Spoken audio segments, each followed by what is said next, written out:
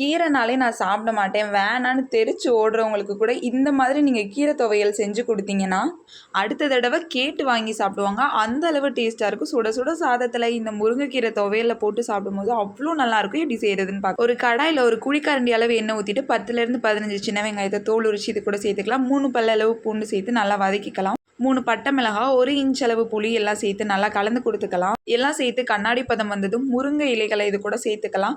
2 கைப்பிடி அளவு முருங்கை இலையை இது கூட சேர்த்துக்கலாம். கூடவே ஒரு கைப்பிடி அளவு கருவேப்பிலை சேர்த்து நல்லா வதக்கி விட்டுக்கலாம். முருங்கைக்கீரையும் கருவேப்பிலையும் நல்லா வதங்கி வந்ததும் இவ்வளோதான், ஒரு 5 நிமிஷம் ரெஸ்ட் விட்டுட்டு சூடு ஆறுனதும் ஒரு மிக்சர் ஜாரில் சேர்த்துட்டு தேவையான அளவு உப்பு சேர்த்துட்டு இதில் தண்ணி ஊற்றாமல் வலுவலுன்னு அரைச்சி எடுத்துக்கலாம். அவ்வளோதான், இந்த அளவு ஒரு திக்கான கன்சிஸ்டன்சி வந்துடும். இதை நீங்கள் தாளிக்கலாம் வேணால் அப்படியே ரைஸில் போட்டு சாப்பிட்லாம். Hair growth and blood increase பண்ண ஹெல்ப் பண்ணுற இந்த கீரை துவையல் ரெடி. முருங்கைக்கீரையே சாப்பிட மாட்டேன் அப்படின்னு உங்கள் வீட்டில் சொல்கிறவங்களுக்கு கூட இந்த மாதிரி நீங்கள் செஞ்சு கொடுத்தீங்கன்னா கண்டிப்பாக திரும்ப கேட்டு வாங்கி சாப்பிடுவாங்க. மறக்காமல் சேவ் பண்ணி வச்சுட்டு ட்ரை பண்ணி பாருங்கள். கியூட்டிஸ் அல்ட்டியாக இருக்கும்.